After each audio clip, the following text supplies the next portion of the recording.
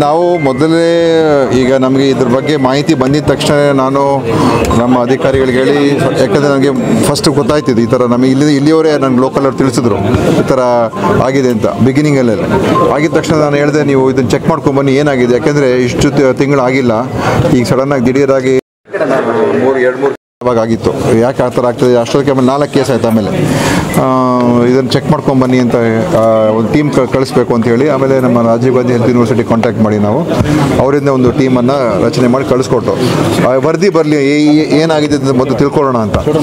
ಆಮೇಲೆ ತಿಳ್ಕೊಂಡ ನಂತರ ಅವರು ವರದಿ ಕೊಟ್ಟರು, ಈ ಥರ ಯಾವುದೇ ಒಂದು ವೈದ್ಯಕೀಯ ಲೋಪದೋಷಗಳೇನಿರಲ್ಲ, ಅಂದರೆ ಇಲ್ಲಿಯ ಡಾಕ್ಟರ್ಸ್ ಸಿಬ್ಬಂದಿ ಅವ್ರದ್ದೇನು ಲೋಪದೋಷಗಳೇನು ಏನು ಕಾಣ್ತಾ ಇಲ್ಲ.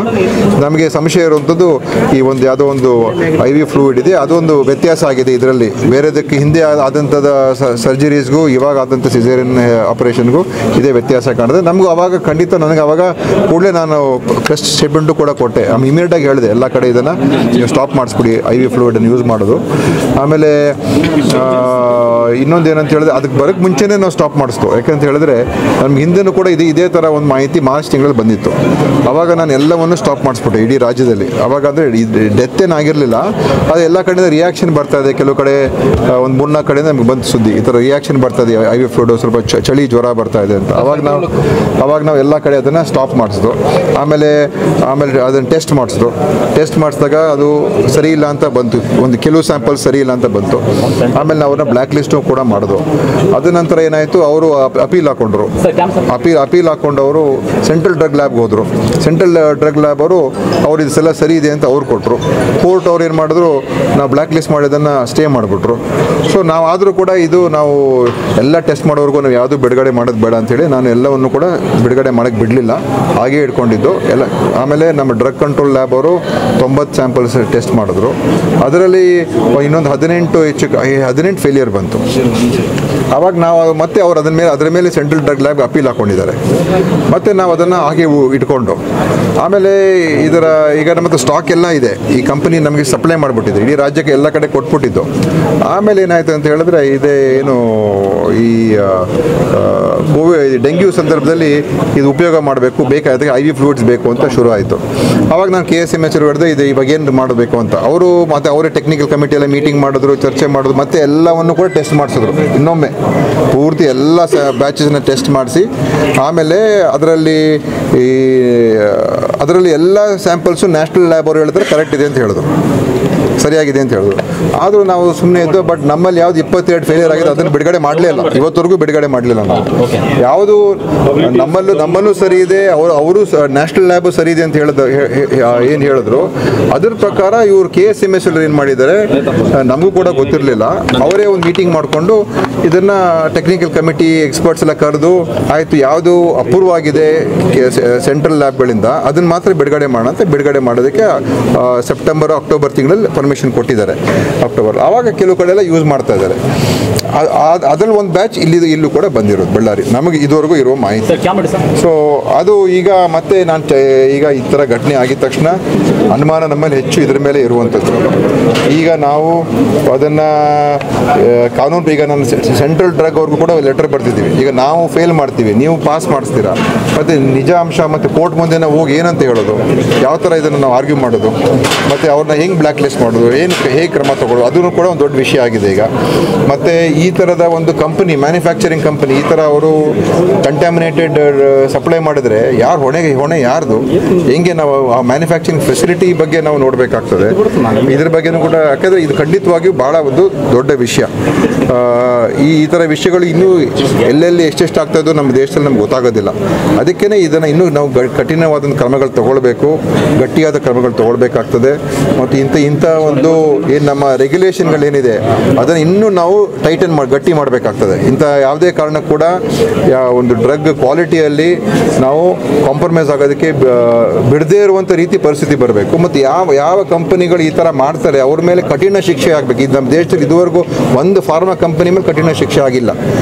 ಅದು ಒಂದು ಇವತ್ತು ನಾನು ಇದನ್ನೆಲ್ಲ ನೋಡಬೇಕಾದ್ರೆ ನಮ್ಮ ಇಡೀ ರೆಗ್ಯುಲೇಷನ್ಸ್ ಕಾನೂನುಗಳು ಹೆಂಗಿದೆ ಅಂತ ಹೇಳಿದ್ರೆ ಈ ಕಂಪನಿಗಳಿಗೇ ಪ್ರೊಟೆಕ್ಟ್ ಮಾಡುವಂಥ ರೀತಿಯಲ್ಲಿ ಆಗೋಗಿದೆ. ಒಬ್ಬರು ಕೂಡ ಶಿಕ್ಷೆ ಆಗೋದಿಲ್ಲ, ಒಬ್ಬರು ಕೂಡ ದೊಡ್ಡ ಒಂದು ಫ್ಯಾಕ್ಟ್ರಿ ಬಂದ್ ಆಗೋದಿಲ್ಲ, ಏನೋ ಅವರು ಅಡ್ಜಸ್ಟ್ ಮಾಡ್ಕೊಂಡು ಹೊರಟೋಗ್ತಾವ್ರೆ. ಸೊ ಇದನ್ನು ಕೂಡ ನಾವು ನೋಡಬೇಕು. ಸೊ ಈಗ ನಾವು ಇದನ್ನು ಇನ್ನೂ ಈಗ ನಮ್ಮ ಡೈರೆಕ್ಟರ್ ಇಲ್ಲಿದ್ದಾರೆ, ಅವರ ನೇತೃತ್ವದಲ್ಲಿ ನಾವು ಈ ರಾಜ್ಯದಲ್ಲಿ ಈಗ ಏಪ್ರಿಲ್ ತಿಂಗಳಿಂದ ಇಲ್ಲಿವರೆಗೂ 327 ಈ ಸಾವುಗಳು, ಬಾಣಂತಿಯ ಸಾವುಗಳು ಆಗಿರುವಂಥ, ಮೆಟರ್ನಲ್ ಡೆತ್ಸ್ ಆಗಿರುವಂಥದ್ದು, ಅದನ್ನು ಪ್ರತಿಯೊಂದು ಕೂಡ ನೀವು ಚೆಕ್ ಮಾಡಿ ಅಂತ ಹೇಳಿದ್ದೀನಿ. 327 ಸರ್ಕಾರ ಮತ್ತು ಖಾಸಗಿ ಎರಡಲ್ಲೂ ಕೂಡ ಚೆಕ್ ಮಾಡಿ ಏನಾಗಿದೆ, ಹೇಗಾಗಿದೆ, ಯಾಕಾಯಿತು, ಮತ್ತು ಬೇರೆ ಏನಾದ ಕಾರಣಗಳಿದೆಯಾ ಅಂತ ಒಂದು ಆಡಿಟ್ ರಿಪೋರ್ಟ್ ಅವ್ರಿಗೂ ಕೂಡ ಮಾಡೋಕ್ಕೆ ಹೇಳಿದ್ದೀವಿ. ಈ ಒಂದು 5 ಏನು ತೀರ್ಕೊಂಡಿದ್ದಾರೆ ಇದನ್ನು ಇನ್ನೊಂದು ಉನ್ನತ ಸಮಿತಿ ಅಂದರೆ ಇನ್ನೊಂದು ಉನ್ನತ ತಜ್ಞರನ್ನು ಕೂಡ ಮತ್ತೊಮ್ಮೆ ಕರೆಸಿ, ಯಾಕಂದ್ರೆ ನಾವು ಇದೆಲ್ಲ ಕೋರ್ಟ್ಗಳಲ್ಲಿ ಕಾನೂನು ಪ್ರಕಾರ ಹೋರಾಟ ಮಾಡಬೇಕು ಮುಂದೆ. ಸೊ ಇದನ್ನು ನಾವು ಸರಿಯಾದ ಮಾಹಿತಿಗಳನ್ನು, ಸರಿಯಾದ ಒಂದು ಎವಿಡೆನ್ಸನ್ನು ನಾವು ಕಲೆಕ್ಟ್ ಮಾಡ್ಕೊಳ್ದೋದ್ರೆ ನಾಳೆ ಕೋರ್ಟ್ಗಳಲ್ಲಿ ಇವರೆಲ್ಲ ಬಚಾವಾಗ್ಬಿಡ್ತಾರೆ. ಅದಕ್ಕೆ ಅದನ್ನು ಕೂಡ ನೋಡಬೇಕು. ಮತ್ತು ಅದನ್ನು ಕೂಡ ಮಾಡಿಸ್ತಾ ಇದ್ದೀನಿ. ಆಮೇಲೆ ನಮ್ಮ ಡ್ರಗ್ ಕಂಟ್ರೋಲನ್ನು ಕೂಡ ಅವರು ಯಾಕೆ ಈ ಕಂಪನಿ ಮೇಲೆ ಪ್ರಾಸಿಕ್ಯೂಷನ್ ಮುಂದುವರಿಸ್ಬೋದಾಗಿತ್ತು, ಅವ್ರು ಯಾಕೆ ಅದನ್ನು ಸುಮ್ಮನೆ ಕೂತ್ಕೊಂಡ್ರು ಅಂತ ನಾವು ಅದನ್ನು ಸಸ್ಪೆಂಡ್ ಮಾಡಿದ್ರು. ಬ್ಲ್ಯಾಕ್ ಲಿಸ್ಟ್ ಆಗಿದ್ರು ಕೂಡ, ಸ್ಟೇ ಆಗಿದ್ರು ಕೂಡ ಸ್ಟೇನ ವೆಕೇಟ್ ಮಾಡಿಸಿ ಮತ್ತೆ ಅದನ್ನು ಪ್ರಾಸಿಕ್ಯೂಟ್ ಮಾಡೋದಕ್ಕೆ ಅವಕಾಶ ಇತ್ತು ಅವ್ರಿಗೂ. ಅದು ಯಾಕೆ ಮಾಡಲಿಲ್ಲ?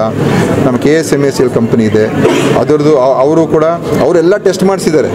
ಆದರೆ ಈಗ ಅದನ್ನು ಮತ್ತೆ ಇನ್ನೇನಾದರೂ ಇದೆಯಾ ಅಂತ ನಾವು ತನಿಖೆಯನ್ನು ಮಾಡಿಸೋದಕ್ಕೆ ನಾವು ಈಗ ಶೋಕಾಸ್ ನೋಟಿಸ್ ಕೊಟ್ಟಿದ್ದೀವಿ. ಈ ಥರದ್ದೆಲ್ಲ ಇರುವಂಥದ್ದು. ಸಾಕಷ್ಟು ಅನುಮಾನ ಬರ್ತಾ ಇದೆ. ಹೌದು, ಖಂಡಿತ. ಇವಾಗ ಕೋರ್ಟ್ ಮುಂದೆ ಹೋದರೆ ಸೆಂಟ್ರಲ್ ಲ್ಯಾಬ್ ರಿಪೋರ್ಟೇ ಅವರು ಎತ್ತಿಡಿಯೋದು, ನಮ್ಮ ಲ್ಯಾಬ್ ರಿಪೋರ್ಟ್ ಎತ್ತಿಡಿಯೋದಿಲ್ಲ. ಅದು ಒಂದು ಸಮಸ್ಯೆ ಇದೆ. ಮತ್ತು ನ್ಯಾಷನಲ್ ಅಕ್ರೆಡಿಟೆಡ್ ಲ್ಯಾಬ್ಸ್ ಏನಿದೆ ಅವರು ಎಲ್ಲ ಬ್ಯಾಚಸ್ಸು ಸರಿ ಇದೆ ಅಂತ ಹೇಳ್ಬಿಟ್ಟಿದ್ದಾರೆ. ನಾವು ಎಷ್ಟು ಬ್ಯಾಚ್ ಇದ್ದು 192 ಬ್ಯಾಚು, ಅದನ್ನೆಲ್ಲ ಸರಿ ಇದೆ ಅಂತ ನಾವು 2 ಸಲ ಟೆಸ್ಟ್ ಮಾಡಿಸಿದ್ದೀವಿ. ನ್ಯಾಷನಲ್ ಅಕ್ರೆಡಿಟೆಡ್ ಲ್ಯಾಬ್ಸಲ್ಲಿ 2 ಬಾರಿ ಅವ್ರ ಟೆಸ್ಟ್ ಮಾಡಿಸಿದ್ದೀವಿ. ಎಲ್ಲ ಸ್ಯಾಂಪಲ್ಸ್ನ, ಎಲ್ಲ ಬ್ಯಾಚಸ್ನ ಸ್ಯಾಂಪಲ್ಗಳು ಕಳಿಸಿ 2 ಸಲ ಟೆಸ್ಟ್ ಮಾಡಿದ್ವಿ, ಎಲ್ಲ ಸರಿ ಇದೆ ಅಂತ ಅವ್ರು ಹೇಳ್ತಾರೆ. ಹೊಣೆ ಅದಕ್ಕೋಸ್ಕರ ನಾನು ಹೇಳ್ತಾ ಇರೋದು. ಇನ್ನೂ ಇದಕ್ಕೆ ನಾವು ಇದನ್ನು ಬಿಡದೇನೆ, ಈಗ ನಾವು ಒಂದ್ಸಲ ಇನ್ಸಿಡೆಂಟ್ ಆಯಿತು ಏನೋ ಹೇಳೋದು ಮಾಡಿಬಿಟ್ಟು ಬಿಟ್ಬಿಟ್ಟು ಇದು ಆ ಥರ ಬಿಡಬಾರ್ದು. ಯಾಕಂದರೆ ಇದಕ್ಕೆ ನಾವು ಇದು ಒಂದು ತಾರ್ಕಿಕ ಅಂತ್ಯಕ್ಕೆ ತೊಗೊಂಡು ಹೋಗಲೇಬೇಕು. ಎಲ್ಲಿ ಆಗಿದೆ, ಏನಾಗಿದೆ, ಸರಿಯಾದ ರೀತಿಯಲ್ಲಿ ನಾವು ಇದನ್ನು ಕೊಟ್ಟು ಕಾನೂನಿನ ಒಂದು ಹೋರಾಟ ಇರ್ಬೋದು, ಮತ್ತು ನಮ್ಮಲ್ಲಿರುವಂಥ ವ್ಯವಸ್ಥೆಗಳನ್ನ ಸರಿಪಡಿಸೋದಿರ್ಬೋದು, ನಮ್ಮಲ್ಲಿರುವಂಥ ಏನು ಇದಿದೆ ಆ್ಯಕ್ಟ್ ಇದೆ, ನಮ್ಮ ಡ್ರಗ್ ಕಂಟ್ರೋಲ್ ಆ್ಯಕ್ಟು, ಇದೆಲ್ಲ ಏನಿದೆ ಇದನ್ನು ಸರಿಪಡಿಸ್ಕೊಳ್ಳುವಂಥದ್ದು, ಕೇಂದ್ರದ ಆ್ಯಕ್ಟ್ ಏನಿದೆ ಅದನ್ನು ಸರಿಪಡಿಸೋದಕ್ಕೆ ಪ್ರಯತ್ನ ಮಾಡಬೇಕು. ಯಾಕೆಂದರೆ ಇದು ನಾವು ಹೀಗೆ ಬಿಡಬಾರ್ದು. ಯಾಕಂದರೆ ಪಾಪ ಸಾಮಾನ್ಯ ಜನ ಬಂದು ಏನು ಗೊತ್ತಿಲ್ಲದೇ ಅವರು ಸಾವಾದರೆ ಮತ್ತು ಯಾರು ಹೊಣೆ, ಇದು ಯಾರು ಜವಾಬ್ದಾರಿ? ಒಂದು ಫಾರ್ಮಸಿ ಕಂಪನಿಯಲ್ಲಿ ಇಷ್ಟೊಂದು ಅದರಿಂದ ತೊಂದರೆ ಆಗ್ತದೆ ಅಂತ ಹೇಳಿದ್ರೆ ಆ ಕಂಪನಿ ಹೆಂಗಿದೆ? ಅದು ಆ ಕಂಪನಿ ಮುಚ್ಚುವಂಥ ಪರಿಸ್ಥಿತಿಗೆ ಹೋಗ್ಬೇಕು ತಾನೆ. ಇದಕ್ಕೆ ನಾವು ಇದನ್ನು ಖಂಡಿತವಾಗಿ ನಾವು ಸೀರಿಯಸ್ ಆಗಿ ತೊಗೊಂಡು ಇದನ್ನು ನಾವು ಅಂತಿಮ ಹಂತಕ್ಕೆ ತೊಗೊಂಡು ಹೋಗ್ತೀವಿ. ಸರ್ 2 ಗಂಟೆಯಲ್ಲಿ ಅವರಿಗೆ ಕಿಡ್ನಿ ಡ್ಯಾಮೇಜ್ ಆಗ್ತವೆ, ಆಮೇಲೆ ಇಲ್ಲಿ ಜ್ವರ ಬರುತ್ತೆ, ಯಾಕೆ ಕಾರಣ? ಅದೇ ಅದಕ್ಕೋಸ್ಕರನೇ ನಮ್ಮ ಅನುಮಾನ ಇರುವಂಥದ್ದು ಆ ರಿಂಗರ್ ಲ್ಯಾಕ್ಟೇಟು. ಯಾಕಂದರೆ ಅದರಲ್ಲಿ ಸೈಟೋಟಾಕ್ಸಿನ್ಸ್ ಅಂತ ಬರ್ತದೆ, ಅದು ಬಿಡುಗಡೆ ಆದಾಗ ಅದು ಕಿಡ್ನಿಗೆ ಎಫೆಕ್ಟ್ ಆಗುತ್ತೆ ಅಂತ ನಾನೇನು ಡಾಕ್ಟರ್ ಎಕ್ಸ್ಪರ್ಟ್ ಅಲ್ಲ, ನನಗೆ ಕೂಡ ಎಲ್ಲ ಹೇಳಿರುವಂಥದ್ದೇ. ಆದ್ದರಿಂದ ಅವರು ಆ ಕಾರಣದಿಂದ ಈಗೆಲ್ಲ ಎವಿಡೆನ್ಸ್ ಅಲ್ಲೇ ಕಾಣ್ತಾ ಇದೆ. ಆದರೆ ನಮಗೆ ಕೋರ್ಟ್ ಮುಂದೆ ಹೋಗಿ ಅದನ್ನು ಪ್ರೂವ್ ಮಾಡಬೇಕು. ಕೋರ್ಟ್ಗಳ ಮುಂದೆ ಹೋಗಿ ಇದು ನಾವು ಹೇಳ್ತಾ ಇರೋದು ಸತ್ಯ ಅಂತ ಗೊತ್ತಾಗಬೇಕು. ಅದಕ್ಕೆ ನಮ್ಮ ಕೇಸನ್ನು ಬಿಲ್ಡಪ್ ಮಾಡ್ಕೋಬೇಕು. ಈಗ ನಾವು ಬೇರೆ ಎಲ್ಲ ಸ್ಯಾಂಪಲ್ಸ್ ಆ ಕಂಪನಿಯಿಂದ ಎಲ್ಲವನ್ನೂ ಸ್ಥಗಿತ ಮಾಡಿದ್ದೀವಿ. ಬೇರೆ ಅವ್ರು ಕೊಟ್ಟಿರೋ ಪ್ರಾಡಕ್ಟ್ಸ್ ಕೂಡ ಸ್ಥಗಿತ ಮಾಡಿದ್ದೀವಿ. ಅವ್ರ ಮೇಲೆ ಈಗ ಬೇರೆ ಒಂದು ಟೆಸ್ಟ್ಗಳು ಮಾಡಿಸಿ ಅವ್ರ ಮೇಲೆ ಪ್ರಾಸಿಕ್ಯೂಷನ್ ಮಾಡೋದು ಕೂಡ ಮೂವ್ ಮಾಡ್ತೀವಿ. ಮತ್ತು ಬೇರೆ ಎಲ್ಲ ನಾವು ತಯಾರು ಮಾಡ್ಕೊಂಡು ಮುಂದೆ ಹೆಜ್ಜೆ ಇಡಬೇಕು. ಅದನ್ನ ಬಳಕೆ ಯಾವುದು ಸ್ಟೇಟ್ ಲ್ಯಾಬ್, ನಮ್ಮಲ್ಲಿ ಸೆಂಟ್ರಲ್ ಲ್ಯಾಬ್ ಸರಿ ಇದೆ ಅಂತ ಹೇಳಿದ್ರು ಕೂಡ ಸ್ಟೇಟ್ ಲ್ಯಾಬ್ ಯಾವ್ದು ಸರಿ ಇಲ್ಲ ಅಂತ ಹೇಳಿದ್ರು ಅದನ್ನು ನಾವು ಬಳಕೆ ಮಾಡಲೇ ಇಲ್ಲ. ಆ 22 ಬ್ಯಾಚ್ ಏನಿದೆ ಅದೆಲ್ಲೂ ಬಿಡುಗಡೆ ಮಾಡಲಿಲ್ಲ. ಯಾಕಂದರೆ ನಮ್ಗೆ ಒಂದ್ಸಲ ಸ್ಟೇಟ್ ಲ್ಯಾಬ್ ಹೇಳಿದೆ, ಸೆಂಟ್ರಲ್ ಲ್ಯಾಬ್ ಏನೇ ಹೇಳಿ, ನ್ಯಾಷನಲ್ ಲ್ಯಾಬ್ ಏನೇ ಹೇಳಿ, ಆದರೂ ನಾವು ಅದು ಬಿಡುಗಡೆ ಮಾಡಲ್ಲ ಅಂತ ಬಿಡುಗಡೆ ಮಾಡಲೇ ಇಲ್ಲ. ಯಾವುದು ನಮ್ಮ ಸ್ಟೇಟ್ ಲ್ಯಾಬು ಓಕೆ ಇದೆ, ನ್ಯಾಷನಲ್ ಲ್ಯಾಬು ಓಕೆ ಇದೆ ಅಂತ ಹೇಳಿದ್ರು ಅದನ್ನು ಮಾತ್ರ ಅವಾಗ ಅದನ್ನು ಬಿಡುಗಡೆ ಮಾಡಿದ್ದಾರೆ ನಮ್ಮ ಮೆಡಿಕಲ್ ಸಪ್ಲೈಸ್ ಕಾರ್ಪೊರೇಷನ್ ಅವರು. ನಾರ್ಮಲ್ ಹೆರಿಗೆ ಆಗುತ್ತೆ, ಆದರೆ ಏಕೈಕ ತೀವ್ರ ರಕ್ತಸ್ರಾವದಿಂದ ಸಾವನ್ನಪ್ತಾರೆ. ಅವರು ಕೂಡ ತೀರಾ ಬಡವರು. ನನಗೆ ಗೊತ್ತಿಲ್ಲ, ಅದನ್ನು ಚೆಕ್ ಮಾಡ್ತೀನಿ. ಯಾಕಂದ್ರೆ ಒಂದೊಂದು ಪ್ರಕರಣ ಒಂದೊಂದು ಇರ್ತದೆ. ಅದು ನಾನು ಎಲ್ಲವನ್ನು ಕೂಡ ಒಂದೇ ಇದಕ್ಕೆ ನಾನು ಸೇರ್ಸೋಕ್ಕಾಗೋದಿಲ್ಲ. ಜಿಲ್ಲಾ ಆಸ್ಪತ್ರೆಯ ಆಡಳಿತದ ವೈಫಲ್ಯ ಇದು. ಇಲ್ಲಿರುವಂತಹ ಡ್ಯೂಟಿ ಡಾಕ್ಟರ್ಗಳು ರಿಪಬ್ಲಿಕ್ ಟಿವಿ ಕರೆಸ್ಪಾಂಡೆಂಟ್ ರಂಜಿತ್ ಅಂತ ಸ್ವಲ್ಪ ಆರಾಮ ಮಾತಾಡಿ. ಓಕೆ, ಕೇಳ್ತಿಲ್ಲ ಅಂತ ಸರ್. ಇಲ್ಲಿರುವಂಥ ಜಿಲ್ಲಾಡಳಿತ ಏನು ಜಿಲ್ಲಾ ಆಸ್ಪತ್ರೆ ಏನಿದೆಯಲ್ಲ, ಇಲ್ಲಿರುವಂಥ ಆಡಳಿತ ವ್ಯವಸ್ಥೆಯ ವೈಫಲ್ಯ ಅನ್ನೋದು, ಮತ್ತೆ ಇಲ್ಲಿರುವಂಥ ವೈದ್ಯರುಗಳು ಪ್ರೈವೇಟ್ ಆಸ್ಪತ್ರೆಗಳಲ್ಲಿ ಕೆಲಸ ಮಾಡ್ತಾರೆ, ಪಂಚ್ ಮಾಡಿ ಹೋಗ್ತಾರೆ, ಪಂಚ್ ಮಾಡಿ ಬರ್ತಾರೆ. ಬೇರೆ ಈ ವಿಷಯ ಬೇರೆ. ಇಲ್ಲಿ ಈ ಒಂದು ವಿಷಯದಲ್ಲಿ ಏನಾದರೂ ವೈಫಲ್ಯ ಆಗಿದೆ ಅಂತ ಒಂದು ಟೀಮ್ ಬಂದು ನೋಡ್ಕೊಂಡು ಹೋಗಿದ್ದಾರೆ. ನಾನು ಇನ್ನೊಂದು ಅದಕ್ಕಿಂತ ಉನ್ನತ ಮಟ್ಟದ ಟೀಮನ್ನು ಕಳಿಸ್ತಾ ಇದ್ದೀನಿ. ಬಟ್ ಅವ್ರು ಬರ್ಬೋದು, ಬಟ್ ನಾನು ಹೇಳ್ತಾ ಇರೋದು ಮೆಡಿಕಲ್ ಎಕ್ಸ್ಪರ್ಟ್ಸ್ ಬೇಕಲ್ಲ, ಮೆಡಿಕಲ್ ಎಕ್ಸ್ಪರ್ಟ್ಸ್ ಬೇಕು. ಸೊ ಇದೊಂದು ಮೆಡಿಕಲ್ ಎಕ್ಸ್ಪರ್ಟ್ ಟೀಮ್ ಬಂದು ರಾಜೀವ್ ಗಾಂಧಿ ಹೆಲ್ತ್ ಯೂನಿವರ್ಸಿಟಿ ಅವ್ರು ಬಂದು ರಿಪೋರ್ಟ್ ಕೊಟ್ಟಿದ್ದಾರೆ. ಇಲ್ಲಿಯ ಡಾಕ್ಟರ್ಸ್ ಏನು ತಪ್ಪು ಮಾಡಿಲ್ಲ ಅಂತ ಹೇಳಿದ್ದಾರೆ. ಹೇಳ್ತಾ ಇದ್ದಾರೆ ಸರ್, ಇವತ್ತು ವೈದ್ಯರ ನಿರ್ಲಕ್ಷ್ಯ ಅಂತ ಹೇಳಿ ಅದು ನೋಡೋಣಪ್ಪ. ನೋಡಿ, ನೀವು ಹೇಳ್ದಂಗೆ ನಾನು ವರದಿ ಆಧಾರದ ಮೇಲೆ, ಮಾಹಿತಿ ಆಧಾರದ ಮೇಲೆ ನಾನು ಹೇಳ್ಬೋದು. ಅದು ಈಗ ಆಲ್ಟರ್ನೇಟ್ ನಾವು ಅವ್ರಿಗೆ ಸ್ವಂತ ಖರೀದಿ ಮಾಡೋಕ್ಕೂ ಕೂಡ ಹೇಳಿದ್ದೀವಿ. ಅವ್ರ ಹತ್ರ ಹಣ ಇದೆ, ಇದನ್ನ ಬೇರೆ ಹೊರಗಡೆಯಿಂದ ನೀವು ಅದನ್ನ ಅವ್ರಿಗಾಗಲೇ ಖರೀದಿ ಮಾಡ್ತಾ ಇದ್ದಾರೆ. ABRK ದುಡ್ಡಿದೆ ಅವ್ರ ಹತ್ರ, ಖರೀದಿ ಎಲ್ಲ. ಇದೊಂದೇ ಆಸ್ಪತ್ರೆ ಅಲ್ಲ, ಇಡೀ ಕರ್ನಾಟಕದ ಎಲ್ಲ ಆಸ್ಪತ್ರೆಗಳಲ್ಲೂ ಕೂಡ ಪರ್ಯಾಯವಾಗಿ ಖರೀದಿ ಮಾಡಿ ಕೇಳಿದ್ದೀವಿ. ನಾವು ಹೊಸ ಟೆಂಡರ್ ಕೂಡ ಕರೆದಿದ್ದೀವಿ. ಇಲ್ಲ, ಶಾರ್ಟೇಜ್ ಆಗಲ್ಲ, ದುಡ್ಡಿದೆ. ಮತ್ತೆ ನಾವು ಕೂಡ ಹೊಸ ಟೆಂಡರ್ ಕರೆದಿದ್ದೀವಿ. ನೋಡಿ, ಈಗ ಏನಂದ್ರೆ ಸೋಮವಾರದಿಂದ ಎಲ್ಲ ಚರ್ಚೆ ಆಗ್ತದೆ ವಿಧಾನಸಭೆಯಲ್ಲಿ. ನಾನು ಮುಖ್ಯಮಂತ್ರಿ ಹತ್ರ ಹೋಗಿ ಅವ್ರ ಜೊತೆ ಚರ್ಚೆ ಮಾಡ್ತೀನಿ ಈಗ ಮುಂದೆ ಏನ್ ಮಾಡಬೇಕು. ಯಾಕಂದ್ರೆ ಇದಕ್ಕೆ ಎರಡು ಅಂಶಗಳಿದೆ. ಒಂದು, ನಮಗೆ ಸ್ಪಷ್ಟವಾದಂತ ವರದಿಗಳು ಬೇಕಾಗಿತ್ತು. ಹೌದು, ಅದರಿಂದ ಏನು ಸರ್ಕಾರದ ಒಂದು ಆಸ್ಪತ್ರೆಯಲ್ಲಿ ನಮ್ಮ ಒಂದು ವಿಫಲತೆಯಿಂದ ತೀರ್ಕೊಂಡಿರೋದ್ರಿಂದ ನಮ್ಮ ಜವಾಬ್ದಾರಿ ಕೂಡ ಇರ್ತದೆ. ಅದನ್ನು ಯಾವ ರೀತಿ ನಿಭಾಯಿಸಬೇಕು ಅಂತ ನಾನು ಮುಖ್ಯಮಂತ್ರಿ ಜೊತೆ ಮಾತಾಡ್ತೀನಿ. ಆಗಲೇ ಒಂದು ಅನೌನ್ಸ್ ಮಾಡಿದ್ದಾರೆ, ಘೋಷಣೆ ಮಾಡಿದ್ದಾರೆ, 2 ಲಕ್ಷ ಘೋಷಣೆ ಮಾಡಿದ್ದಾರೆ. ಅದು ಗೊತ್ತು, ಅವಾಗಲೇ ಘೋಷಣೆ ಮಾಡಿದ್ರು 2 ಲಕ್ಷ ರೂಪಾಯಿ. ಅದು ರೂಲ್ಸ್ ಪ್ರಕಾರ ಏನಿದೆ, ಅದು ಇದನ್ನ ಈ ವಿಚಾರದಲ್ಲಿ ನಾವು ಪ್ರತ್ಯೇಕವಾಗಿ ನೋಡ್ಬೇಕಾಗ್ತದೆ.